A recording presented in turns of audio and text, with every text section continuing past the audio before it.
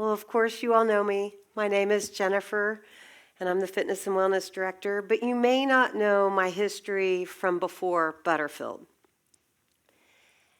So I graduated from the U of A with a communications degree, and then decided and started working at Channel 5. I directed their morning show, ran camera, edited the videos for commercial, and decided I hated that. So I decided to do what I was passionate, and that was to get a degree in naturopathic medicine.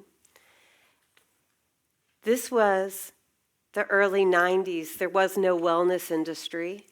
There wasn't functional fitness like you know it now, or functional medicine. And so now when somebody says they are a naturopathic doctor, they've studied a lot of science and natural medicine, but mine was not science-based. It was strictly natural medicine. And then as the industry started growing, I stopped valuing that because I started moving towards science, because I was jaded by the industry and also really value scientific inquiry and study.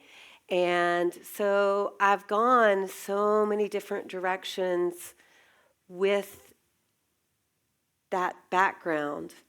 And I've made this full loop. And now I really believe in the traditional things that I was taught when you look at it through the correct lens. And so I'm going to try and share that lens with you today, the way that I look at natural healing and natural medicine, and completely stepping away from science. Normally when I talk about wellness, I always want to tell you the studies. I love to go through PubMed. But this is a different story, a different way of looking at health. I finished that degree, I think, in 95.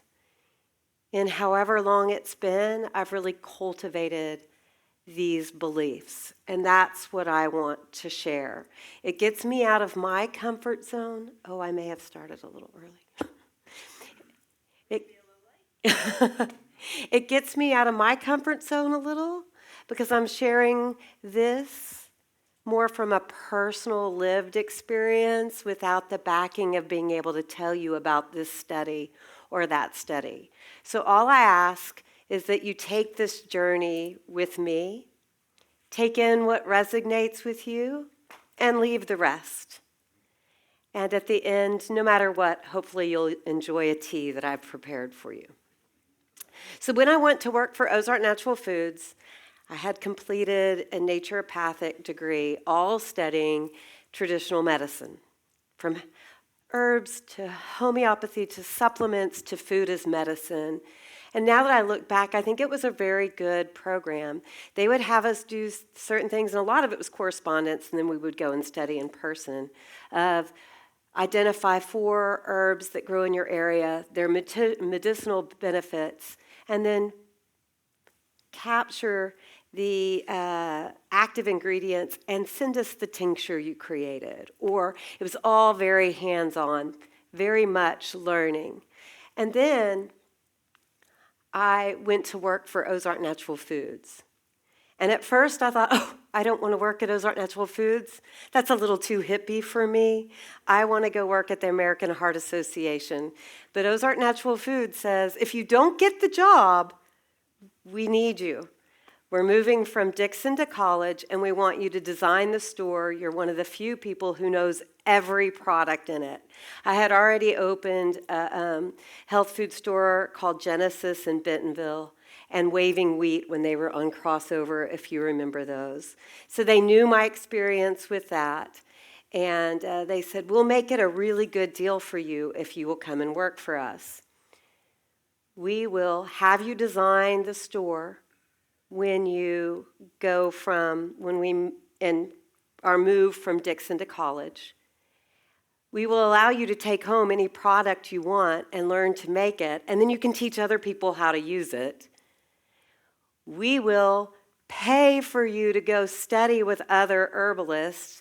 So every year I would go to frontier farms and spend 2 to 3 weeks camping in their herb farms, learning from herbalists who would share their information with me. So as I had been in the job for a while, I got to teach, I got to educate, and I had to do some management. I didn't really like that part. But so what I share with you today is that deep learning that I was able to have while I was there, that I've been able to continue to cultivate since then.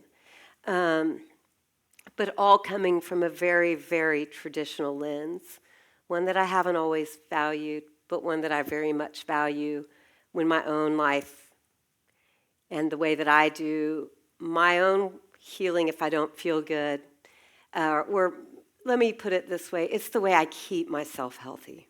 If I don't feel good, I'm the first to go to the doctor and do whatever is recommended.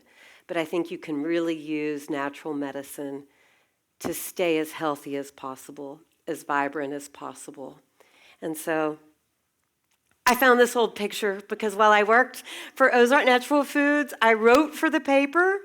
I had a radio show, which was Call-In, and the staff would have fun. If I made them mad, they would do a prank call with me live on the air. And so a lot of fun was had at my expense. I was able to teach people to cook. I was able to try all of the supplements. And while I was there, I also got very jaded on a lot of natural medicine. And I'm going to explain why I got jaded and why I'm optimistic. So I'm going to tell it through stories. And my first story is the story of St. John's wort. Are you familiar with St. John's wort? Of course you are. That's why I'm telling the story of St. John's wort. So St. John's wort, for years, was known by traditional herbalists as very good as an antiviral herb. Did you know that? No, because when you start to look at the way we do natural medicine now, it's not the way it's been done. We've changed it.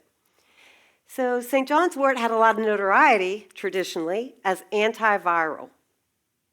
Then it became popular as an antidepressant. That popularity kind of killed it. It rises in popularity really fast, and everybody's like, oh my gosh, it's great for depression, I'm going to go take it. There's this huge rush, and then everybody stops and says, St. John's wort, it doesn't work. It didn't work for me. And there's a very good reason why it didn't work for a lot of people. It's because our industry has not cultivated the whole history of traditional medicine. And to understand nutritional medicine, you have to understand plants. You can't just skip to the supplement. And so that's why I want to tell you the story of the herbs that we are dealing with and the understanding of the way that the lens goes with natural medicine. So I'm going to continue the story of St. John's wort and its problem here in a minute. But before we can talk about St. John's wort, you need to know the story of the kudu. Are you familiar with the antelope? It grows in Africa, and the farmers there noticed that people liked to come there, pay a lot of money, and hunt the kudu. So, in the interest of making money, they filled up their farms with kudu. They went from just small herds to hundreds, large herds.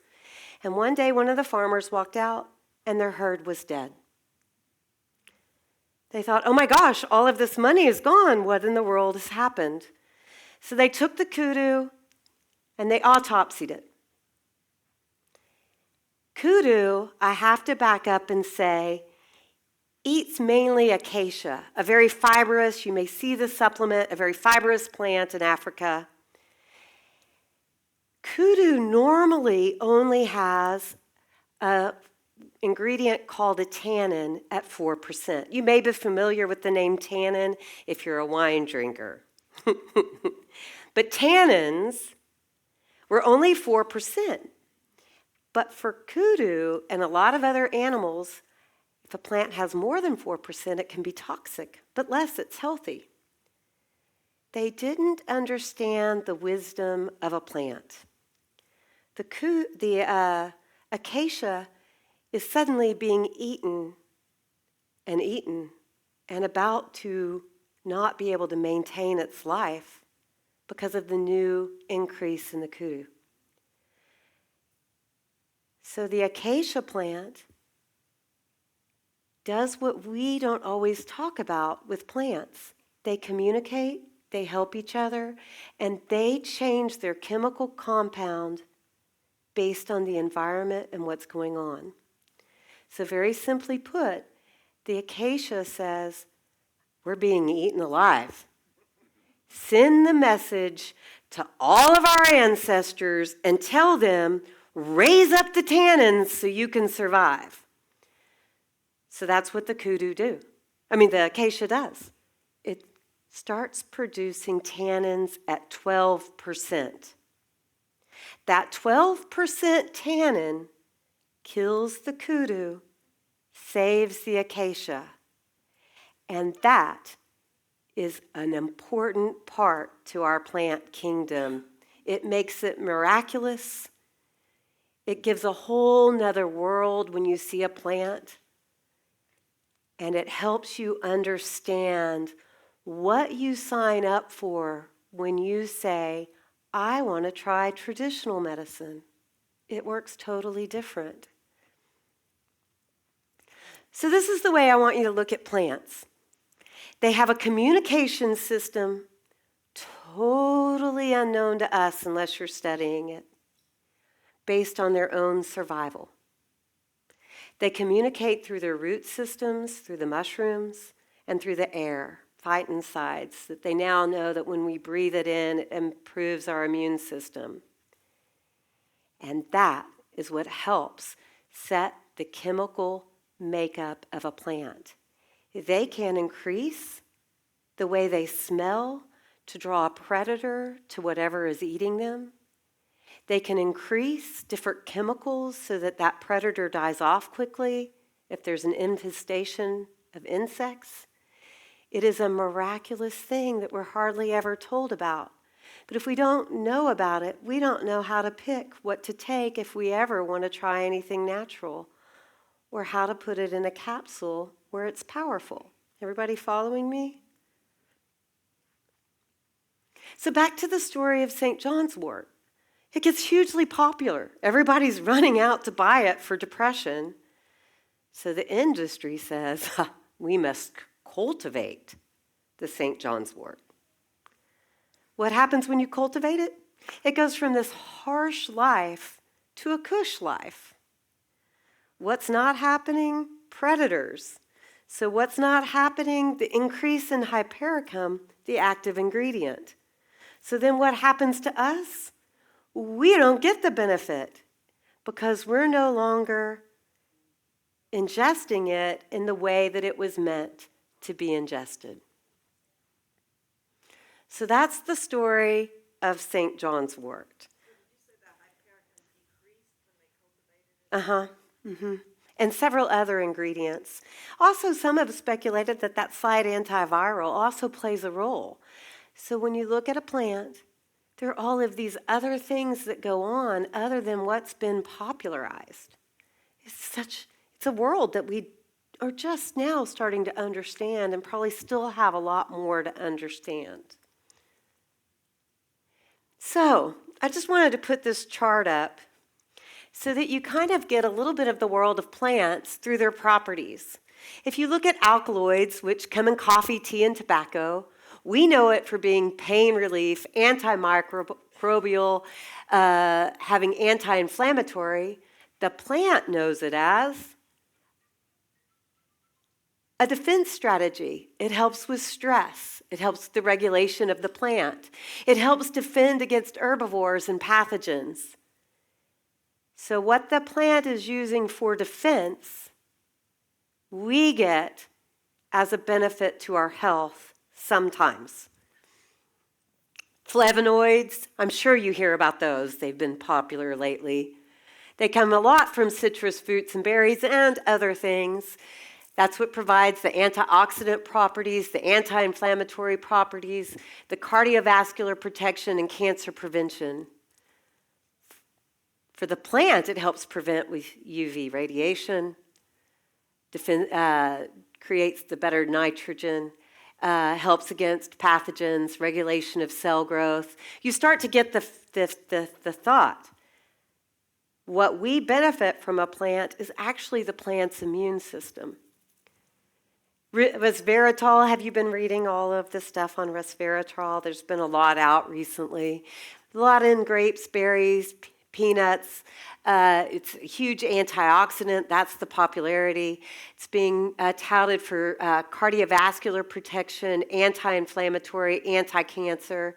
And it's the immune response. It's helping with stress, the regulation of growth, and plant development. But I just wanted to put that out there. It's not anything you need to learn, and I can always just give you the slide.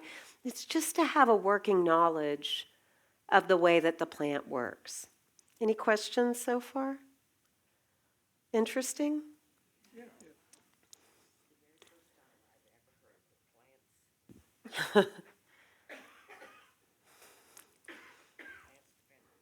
Yeah. Oh, yeah, there's so much.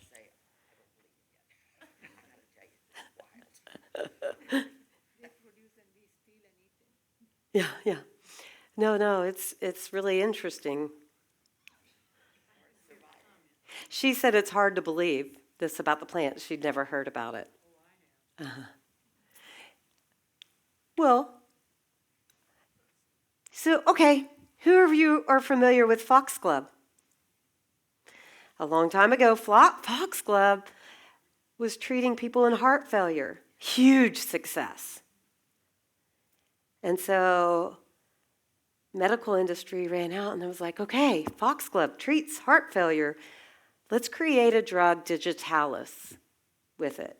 When digitalis first came out, there were a lot of deaths from digitalis, its very first part. And it took a while, and now they've got it perfect, and we know that. But the story before they had it perfect is the story that I want you to use when you look at plants. They had pulled out the active ingredient and then gave it to people, and it was harmful. Because when a plant delivers you nutrition, it delivers it with a lot of other things that supports or helps you really absorb that nutrition. So there's a lot more than just that active ingredient that work in a synergistic way to provide health and healing. And so by just pulling out the active ingredient, you miss some of the other extra parts that help the plant be effective.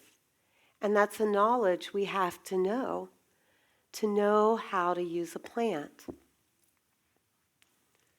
So now I'm going to switch gears completely. But first I just want to just reiterate the fact that with plants, there's a whole world that we're just discovering, a whole thing of knowledge. So when you compare it to regular medicine, it's not apples to apples. And so you want to go cautiously, judiciously, and safely. So then, a lot of times now, people are just taking herbs in a capsule. Sometimes they work, sometimes they don't. I'm not getting into that claim at all. This is the part I want you to think of. Each herb has a specific taste, and that profile speaks to your body. That profile sends specific signals about its potential benefit. By tuning into these tastes, you deepen your connection with the natural world, and you better understand how different plants can support your well-being. Digestion starts with taste. Absorption starts with taste. When you have something bitter, it stimulates your digestive enzymes. That bitter says, hey, and you can even feel more saliva come into your mouth, preparing your body to break down food more effectively. Sour herbs can increase saliva, sorry about that. While sweet, it has more of a soothing, nourishing feel. Just go when you go to dinner today, try something sweet, try something bitter. Notice how it hits you a little different. And when you do that, ask yourself, what happens when I just take it by a capsule? What might be missing? Even when you have sweet, sour, salt, bitter, or the new one, umami, it hits a different part of your tongue. A different part of your tongue is even geared. So your whole body is wired for taste, and that's where a lot of absorption comes from. So, yeah. Two people can eat the same herb, and it may taste bitter to one and sour to another. No, but I'm saying that could happen. I've never questioned that. I'm saying that taste, that bitter taste, that starts digestion and the absorption, and you're going to get more from it if you experience that taste. So that's where a lot of times herbalists would start to figure out what a plant, this is going back a long time ago, would be good for based on the taste. That gave them one hint. They knew if it was bitter, it was going to help with digestion. They sorted out. They also could tell by the way where it grew. If it was near the ocean, it might be more salty, and that would lead to a different group of properties. And so I think this is in the wrong order, but we'll just go with it. So there are a lot of drugs made from plants, and that's a really good thing. And I'm not trying to change the way that those uses are. I'm just trying to illuminate the plant kingdom so that you have more of an understanding when you come in. Also an understanding of what makes me passionate about it, what's kept me studying it and looking at it for year after year. So a lot of times, the form that you're going to use natural medicine plays a big, big role. And we're not really told about that when we go to pick one. It's usually a capsule, right? How many of you, if you've used anything natural, raise your hand if it's mainly a capsule. How many of you have gone and said, I'm going to do the liquid tincture? How about the tea? So the liquid extracts have a faster absorption rate, and they're more easily digestible. They also, because we're getting the sense of taste, your body absorbs 85 to 90% of the nutrients in liquid within 22 to 30 seconds. However, your body only absorbs about 10 to 20% if it's contained in a pill. And we all know how expensive it is. And so you're going to want the most effective way, and that's going to be through taste. So I always say your first pick is going to probably be the tincture, which is usually a very hard sell. But I will say it's the cheapest, faster absorption, ease of use. You can adjust how much you're taking. It's more available to your body, but also it has a very long shelf life. Anybody now a little more willing to try a tincture? They're not so bad, especially if you put it in a little water and drink it like a shot of tequila.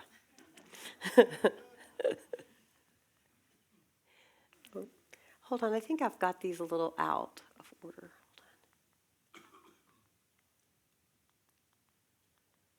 Well, I'm missing one. So another reason why the tinctures is that it's used with a solvent, usually of alcohol, sometimes glycerin. That solvent is very good at pulling out the nutritive qualities. Instead of just grinding up and creating a pill, a lot of times those are, to make a capsule, there's a whole nother process that's not been part of traditional medicine until recently. Another one is using tea. Tea takes water as the solvent. I like teas, and I wanted to talk today about teas. When Ricky asked me to do this talk, I thought, well, what do I never get to talk about herbs that I really believe in? And to take you on the story and to really tell you what I find beneficial. And that is, I like to use water. I like to use water as the solvent, and there is a very specific reason why. First, you're going to use your sense of taste, which is where digestion starts. But when you use water as the base, it doesn't pull out all of the stuff out like an alcohol base would for a tincture. So it doesn't always have all of the medicinal qualities that the tincture would have. Sometimes that's good, and sometimes it's bad. It can go in any direction. But for a tea, and it not having some of the dangers and cautions, it can be a little more safe. Also, with using the water, it is definitely very good at pulling out the vitamins and minerals. And that's why I like to get a lot of my nutrition from tea. I don't take any supplements other than vitamin D. And that's after being in the industry. I was sent bottle after bottle after bottle of supplement when I was in this industry. And I always preferred the tea. I feel like that is where natural medicine can provide a very healthy resource in a safer way that's very easy to do, and it's cheap. And that's because water is very good at pulling out the nutrients in a tea, and our plants are very good at giving us vitamins and minerals. And they give it and deliver it with cofactors we may not have discovered yet, in a language that our body can understand, in nutrients that come in the right dosages to be safe. Because after years of being in the supplement industry, where it's everybody take calcium, it's going to save you from osteoporosis. Oh, wait. Calcium might not be so good for X, Y, and Z. Or, I'm sure you've heard these, right? Magnesium, take it. No. We've kind of had these highs and lows with almost every supplement. And it takes me back to the time I got very disheartened. I've studied all of this natural medicine. I'm into it. I'm there at Ozark Natural Foods. I'm talking. And that tape, Dead Doctors Don't Lie, comes out. Do you remember that? It was like popular. Everybody was listening to it.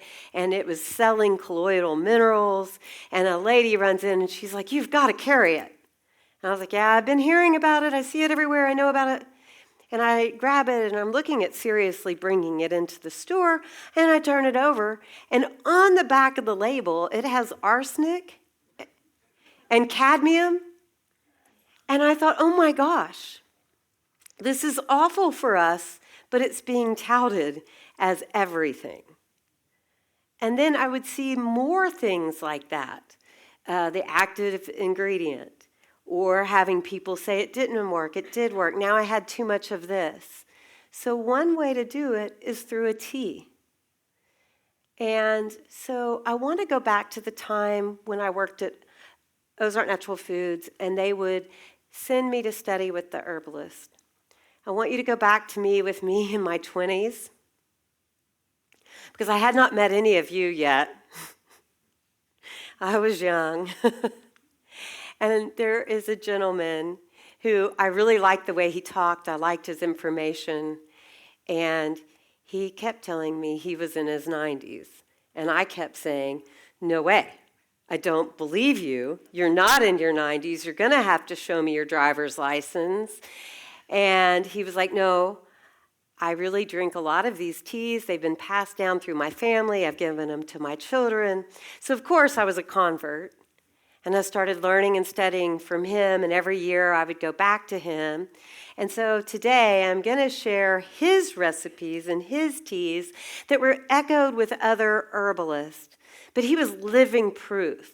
He, in my mind, was in his 60s. I had no idea about aging at the time, but I knew he could not be in his 90s. He was vibrant. His talk, his posture, he probably was what caused me to first start to believe we have agency over the aging process. He probably was that a little bit of that door opening of, that's kind of the way I want to go. I've seen somebody do it different, and that's the way I want to do it. And it started with his talking about herbal infusions, that when you get it from a tea, you get it in the right amounts, with the right cofactors, with the sense of taste, the way that nature provided it, so that it's safer, more economic, and to me, just a better way to go. And now, I think that they have worked. I'm 53 years old. I teach 3 to 4 hours of exercise a day. I then research and do other things during my day, go home, and then I look at my teenager who has been sitting there all day and think, I must get him to move his little body. So then we are moving and exercising so that I'm being a good parent. And I feel like I always have enough energy to get myself through the day. I sometimes go and sit with my friends, and they're kind of going like this, and I'm like, something I'm doing's got to be working. And I really think it might be the teas that I drink, because that is the variable. I do eat healthy, I'll give myself that, but it's the variable that has stuck with me. Year in, year out, I always have a tea. I always do. I have more than the recipes that I am sharing with you, but I thought I'd give you kind of a variety. So are y'all open to learning a little bit about the teas? Okay. I have a question. Yes. Jennifer, I can really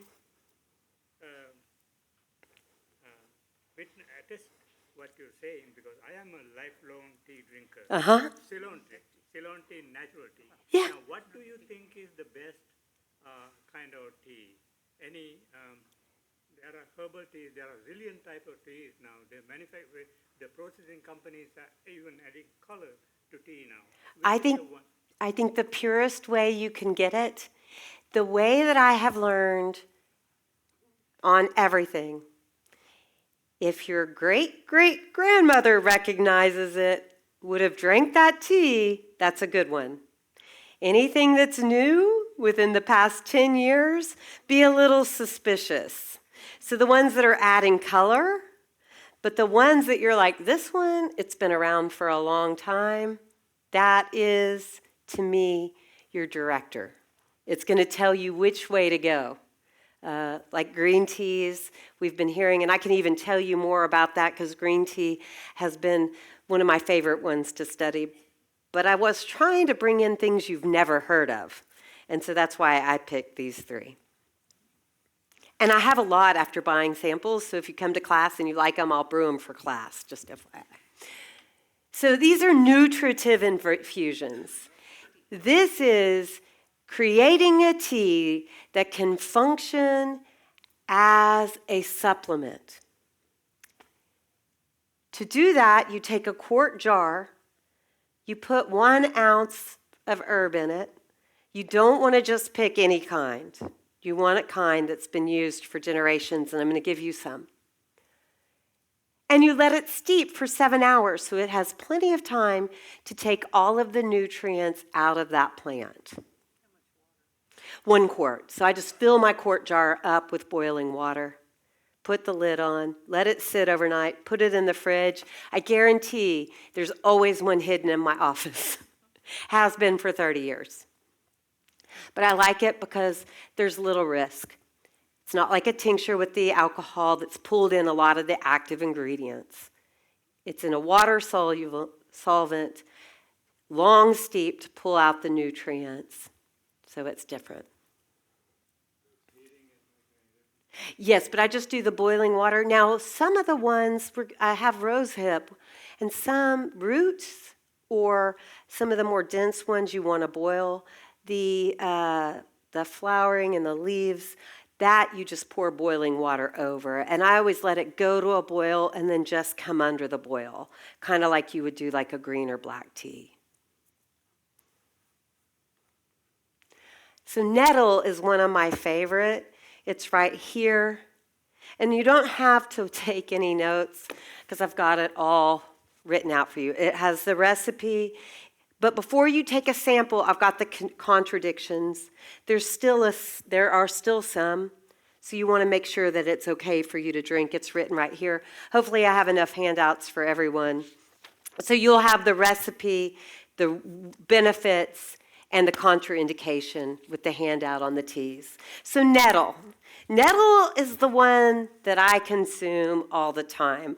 I'm actually addicted to it, probably. I crave it when it's away, but I don't think there's anything bad to that addiction.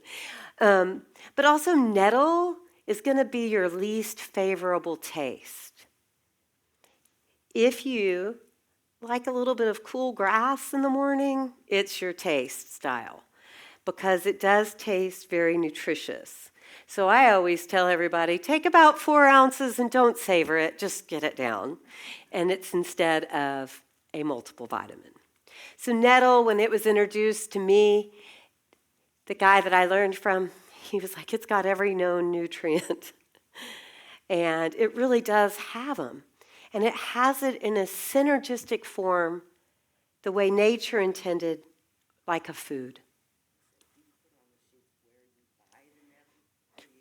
You can get it at I didn't think of that, thank you. Annette asked, where do you buy it? I order mine from Amazon, and if we have people that are interested, because you can get it in big amounts, I'll just get you some, or you can get it at Ozark Natural Foods in their bulk section.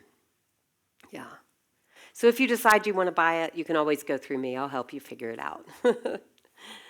So let's just look at, it's got vitamin K, B2, vitamin A, B6, B9, B3, phosphorus, zinc, magnesium, copper, iron, potassium, manganese, and calcium. It's got 2.71 or 5% of your daily need for protein, just a little bit of fat, definitely carbohydrates, and 6.9 grams of fiber. Although it won't have the fiber in the tea. And that's after it's been steeped, or the plant? That's after it's been steeped. This was done with the infusion, yeah. I think I have one more slide with it too. You can add honey, but this is the thing with the nettle. That's why I made it for you. The thing with the nettle, oddly, it doesn't taste good sweetened. I have never been able to get it really palatable with sweet. And I had honey, and then I didn't bring the honey. I forgot it. But then I was on the fence, so I think the right thing kind of happened. Because what I want you to do is taste it in its real form, because you can always add stuff to it. But you can rule it in or out real quick. Plus, after my talk on blood sugar, you might want to see if you like it without a sweetener first. So this was the traditional look at it.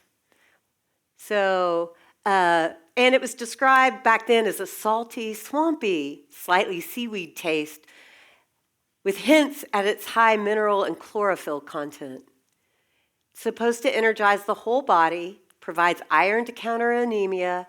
Nettle helps maintain even blood sugar, a diuretic, detoxifies the body, purifies the blood. This was what I was originally educated in. Remember, we're not in science right now. Helps with arthritis, gout, rheumatism, skin problems, and it's known for flushing the urinary system of toxins. Now, this is not scientific. This is what my education in it was. But then I really feel like a lot of this is pretty true. I feel like it has been the thing that's kept me energized, and it's a very safe form. Interested in trying it? Okay. I couldn't get a read. Okay, so then we're going to go next one. And I'm going backwards here, but this one's oat straw. Ignore the color.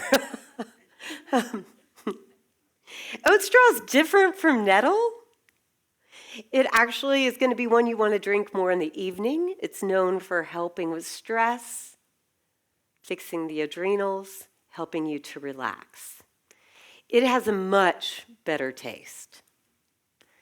And so it's got all of your B vitamins. It's got manganese, copper, phosphorus, magnesium, zinc, iron, potassium, and calcium. High in protein and carbohydrates. So this was the traditional on oat straw. It's high in chromium, magnesium, silicon, sodium. It does have sodium, just on a low amount. Calcium, niacin, and vitamin A. It nourishes, strengthens, and repairs tissues and muscles throughout the body. Its rich nourishment helps build immunity. High levels of magnesium, calcium, and silica help build strong bones. The B vitamins and magnesium in oats help to soothe and strengthen the nerves. In the case of nerve weakness or exhaustion, it helps mellow the mood, ease anxiety, combat the effects of daily stress, resolve sleeplessness, increase libido, support health, heart health, and lower cholesterol. So that was the traditional benefits of oat straw. Anybody want to try oat straw? Yeah. It's the green tops of oats. So it's not the oat itself. It's the green on the top. So you drink like 4 ounces of each one? 4 ounces. I don't always do the oat straw. I'm usually tired by the end of the day, and I don't need any help calming down. I usually go for the energizing nettle. They do not compete with each other, and I'll probably have nettle most of the time, and then I'll have oat some of the time. This is the one I have always had because I drink it in the morning. I have a very uptight friend that comes to visit me, and when she's in town, it's all oat straw, if not wine. So, it's knowing what to use and when. So,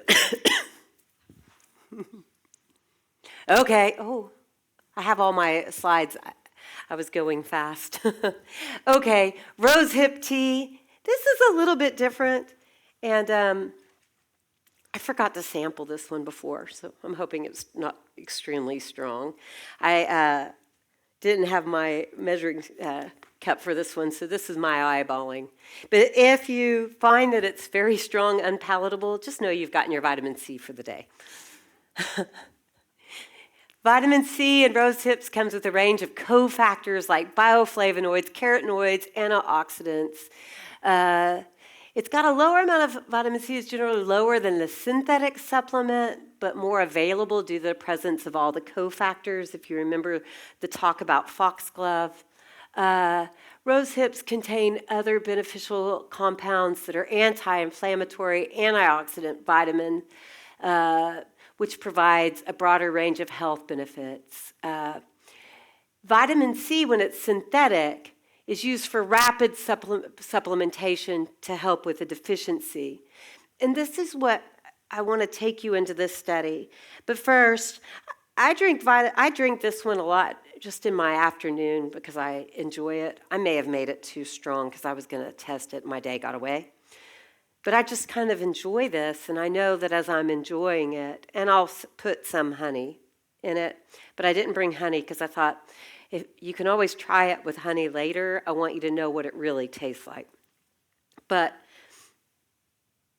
I'll have this, like when I know COVID's going around and I want to keep my vitamin C up, I use rosehip tea. It's where I'll get my vitamin C. I do. I will drink the rosehip. I drink a lot of teas hot. In fact, I'm always drinking them. I don't like the nettle hot, probably because you can't drink it fast enough. Mm-hmm. Now, coming to vitamins, B and C are water soluble, so they will be solubilized when you make a drink. Yeah, But the fat soluble vitamin A, D, E, and K not normally. not be available, Uh-huh. cannot be extracted. That the fat soluble vitamins are not water soluble, so they're not going to be in there. So this one, yeah, the vitamin C is a water soluble. You know that. I'm not saying that to you. Yeah, and also Yeah. vitamin A, usually in plants, It's a different form. yes, in different forms. Yeah, because the vitamin A in the nettle was a different form. Yeah. And same, it claims vitamin K is in the nettle as well, but in a different form. So those A and Ks are going to be different from a water soluble because of the fat soluble A, D, E, and K cannot go through, but they do find it in its other form. Thank you. You're welcome, thank you. Yes. Can you take a multivitamin pill and get all these ingredients that you're talking about? I would do one or the other. I would pick one or the other. I wouldn't do both. Can you do a multiple vitamin with this? Right? Or can you get everything from this in a multiple vitamin? Yeah. They're going to be different. They're going to be different. So when you go to a multiple vitamin, the raw ingredients are very different. And so this is coming from a plant, whereas a lot of times in a supplement, it's going to be synthetically made or arranged in an order that we think will work, like mixing. You know, a lot of times you'll see calcium and magnesium together. This is the way that plants would mix it together. No interference or are combining. But, you know, some herbalists will combine different plants because they know that there's a synergy with that nutrition.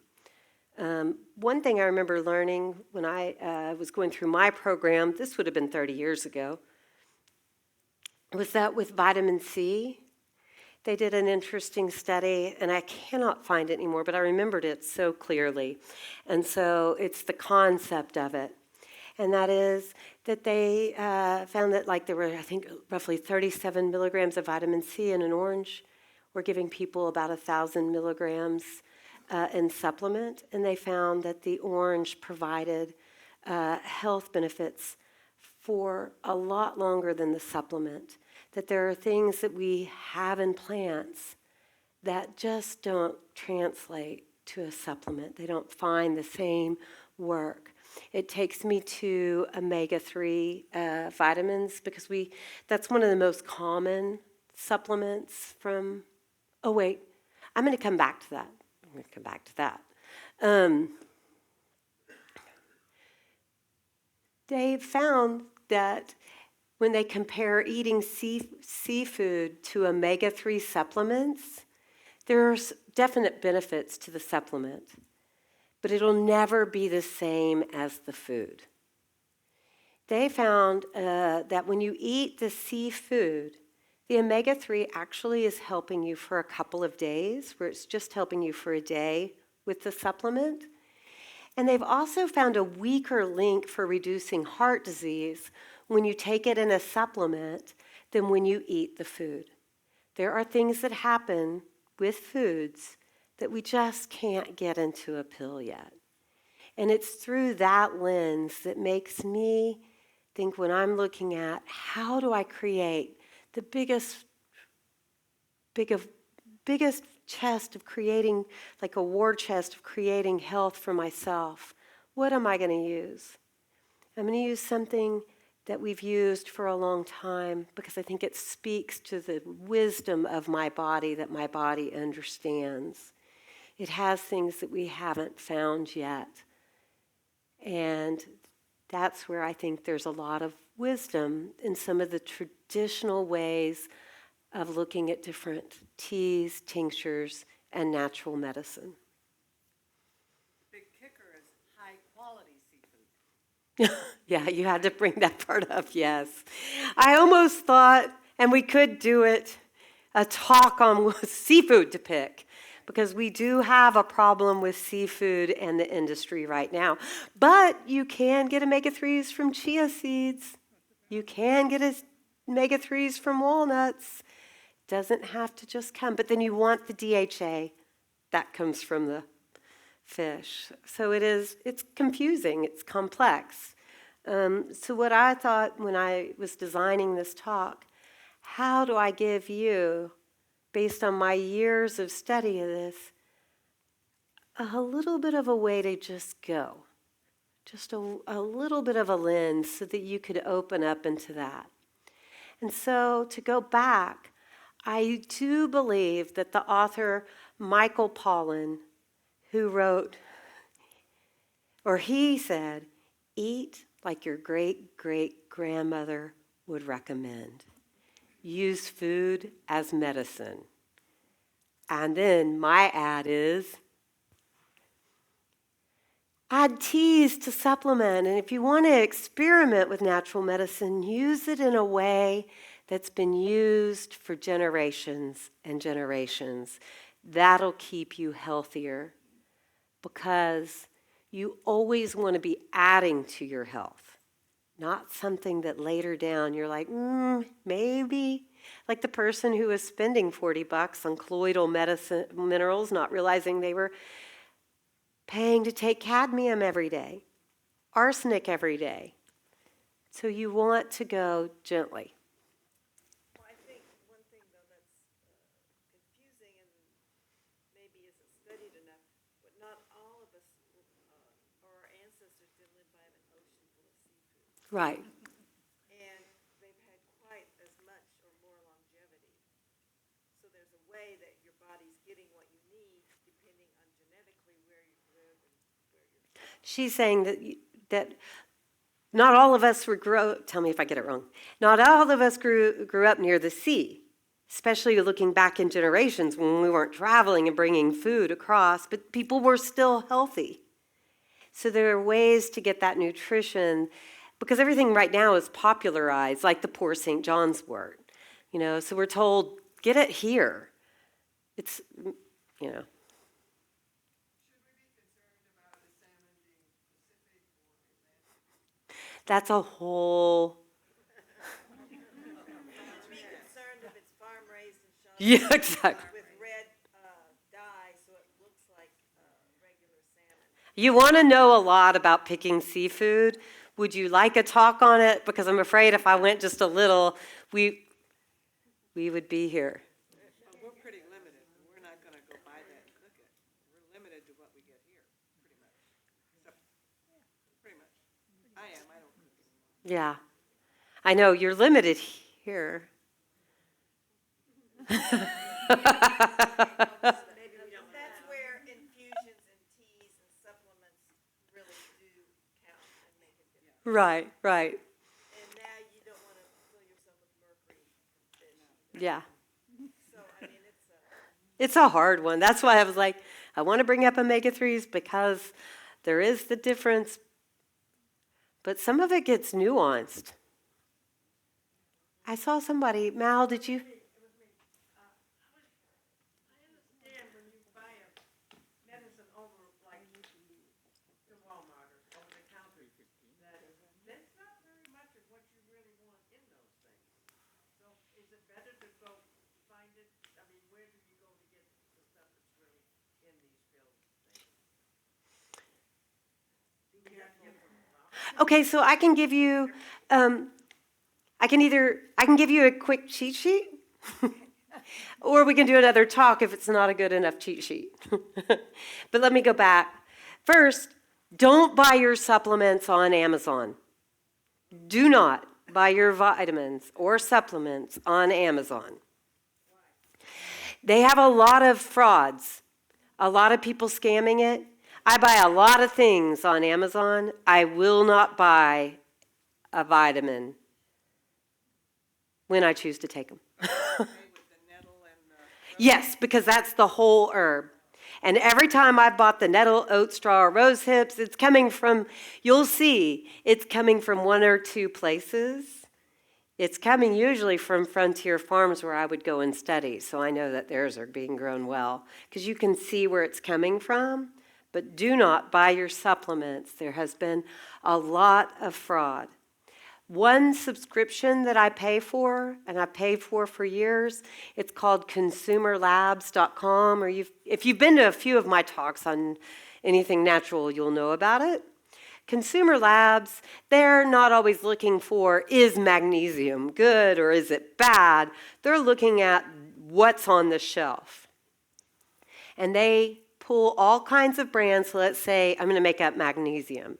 They're going to buy a lot of magnesiums, test all of those magnesiums, and publish how many of those magnesiums have what they say they're going to have, how many of those magnesiums have contaminants, and how many of those magnesiums are in a form that's absorbable.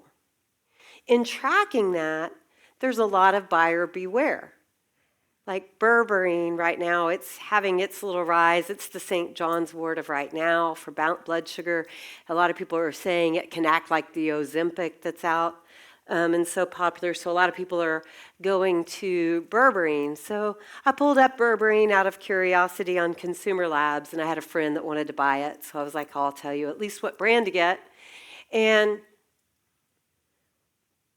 60% did not have enough to be available, to be effective, although the label claims it. So it's really such a profitable, unregulated industry that you have to really know what you're going for. So I have a couple of cheats that I use. I've been using the same cheats for a long time.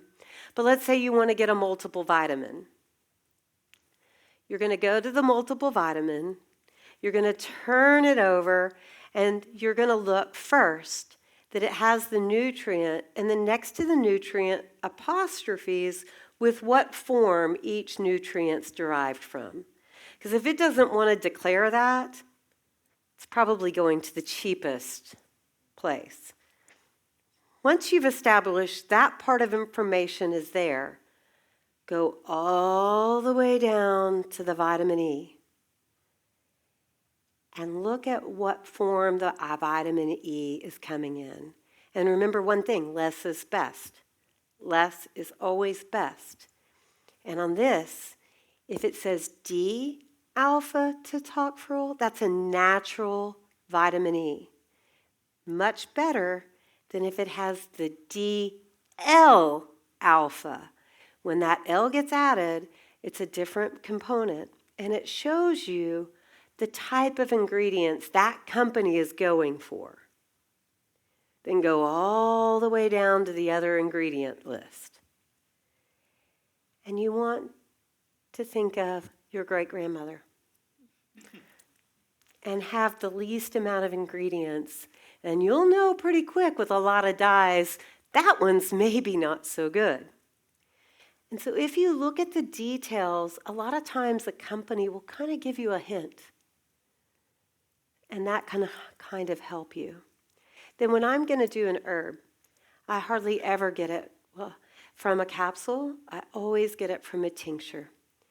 Because those are usually one of 3 manufacturers who were started with herbalists who were just getting into it when I was finishing mine, who really believe in the science and study of plants. And so you know you're going to be getting that. And there's never really any contaminants unless they've picked the wrong plant, which would be very unusual for a big company. So that's another way to always be safe with it. Is there any kind of wine that has this stuff in it? Well, you know, the resveratrol. No, yeah. You could, that could be your replacement for the oat straw. Just kidding. Yeah. I hope, oh, yeah. I think I need magnesium, Mm-hmm. and I'm buying something from Amazon. Uh-huh. There's 18,000 different kinds. What would you recommend to me if I don't end up making Drinking my tea. own teas? No, because you can't get a mineral in a tincture. I've always used, we have some new forms that are out, thionate and glycinate, but, and those have some different, they each kind of have a different calling card, but I still say go very simple. I go with magnesium citrate, and then I like a company called Calms because I really feel like it helps me relax and I take it at night. Yeah. You're welcome. Helen, and I'll get you.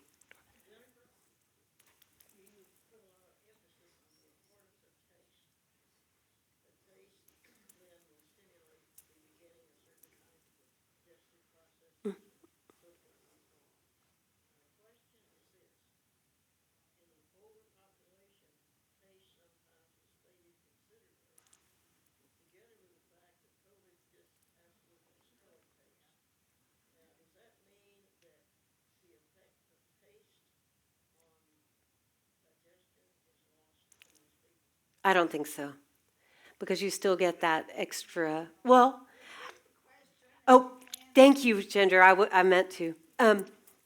As you get older, or if you've had COVID, taste can go away. The question is, does that affect digestion? My guess on that, based on some of the things that I read, specifically with bitters, is that you still get that extra saliva, so it's still impacting. I did order a thing of bitters and it just didn't arrive in time, so we can experiment with it and I'll tell you about it, and we can test it with that, because if you feel that with bitters, even though it's not a taste, it's probably still affecting your digestion. So I'm going to go back to the slide I forgot. I wanted to skip it, but I did order it. And instead, you'll just know when you see it on the line, if you want to try it, maybe only once. It'll be on the line, and I'll tell you why. Did that answer your...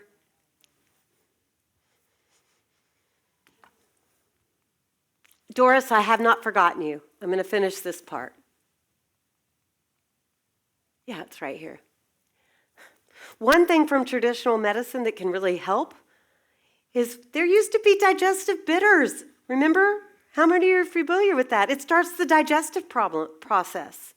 And a lot of us have digestive problems, and a lot of that can be started by having something slightly bitter before you eat. There's a long tradition of it. Have y'all familiar? Anyway, when you have something bitter, it activates your taste buds. We'll have to test it when it arrives, Helen. It sends a signal to the nervous system to wake up your digestive organs, travels down the vagus nerve to the gut-brain connector, and turns on digestive function and helps break down food easily into digestible sizes. And so there used to be a cultural tradition, which I was taught about at Frontier Farms, of having something slightly bitter before you eat. I've just forgotten in France what is common. If I gave you the name of the beverage, you'd be like, oh yeah. But I'm... No, not Campari, but Campari could work. The minute you leave, I'll be wanting to, I may telegram it later. But, one thing to look at is a lot of times as we get older, digestive issues come. You might consider having just a little bit of something bitter. So I thought it might be fun to have it on the line with a little cup, and Memo already gave me permission. It's just a little bitter, so you might not like it, but you might notice a difference. And I kind of at first thought, and now I kind of like it, and I have something bitter based on the research. Bitters, it's bitter herbs. And anything bitter, it could be anything bitter. There's not any magic to it. It's that when you taste something bitter right before you eat. Coffee? Coffee's got that bitter. And some wines are bitter. It would have to be a bitter wine. That would be heavy tannins, right? Doris, do you remember your question?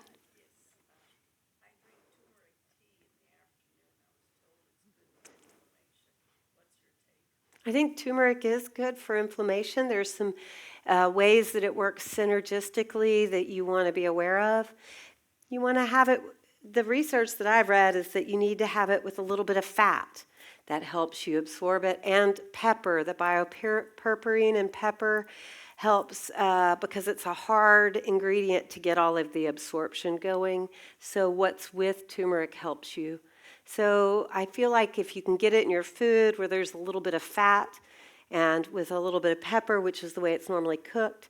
So have your turmeric tea with your meal. Have it with your meal. Or eat it with bacon. Yeah, bacon, especially the really good pepper bacon they had at the store the other day.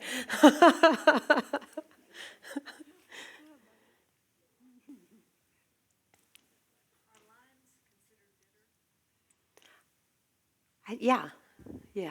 I had to think. I had to go there, and I was like, my my muscle memory says yes. Yeah, their limes are. And if you look through now that you've got it, just see if bitter melon. Yeah, and bitter melon also helps with blood sugar. Yeah. What about the vinegars? Would that be considered like pickles or? Yeah, that's got that. No, that's sour. Sour. Is what you ordered the bitters like you put in a drink? Yeah.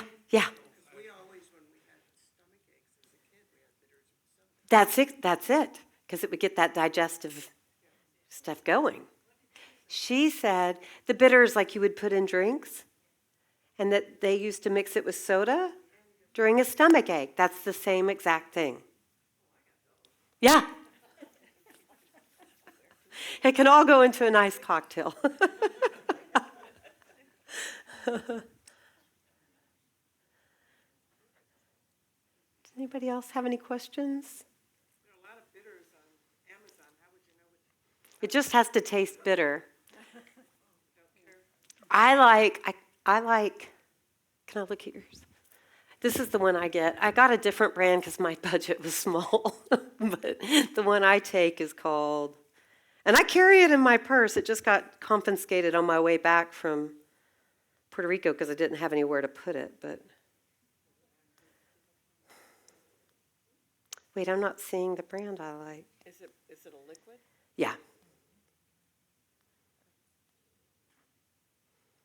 I'll have to find it for you later. I think I'm under pressure. Thank you. Just enough to feel it. It could be just a little bit. Just enough to, you know. Do y'all want to try that? Any more questions? I hope you came what you were looking to get and got what you were looking for. When somebody comes to a talk like this, you probably have your own thing that you want to learn, and probably were not expecting to learn about herbal infusions. Okay, so, thanks, Ricky. I'm going to serve from this side. I don't want people touching the spigot. Okay. I'll help you. I'll do one. You'll have to remind me which is which. You've got it. I'll do the nettle. So if you want to come up and do a tea. Now, try the one you think you'll like the most first and drink it all. No. Do the least favorite first so you leave happy. Oh. I'm just kidding. You do what Jennifer says. We just don't have enough cups for everybody to have 3 cups. Okay? Excuse me, Jennifer, I have the board meeting, I know you do. 3:30, I will leave.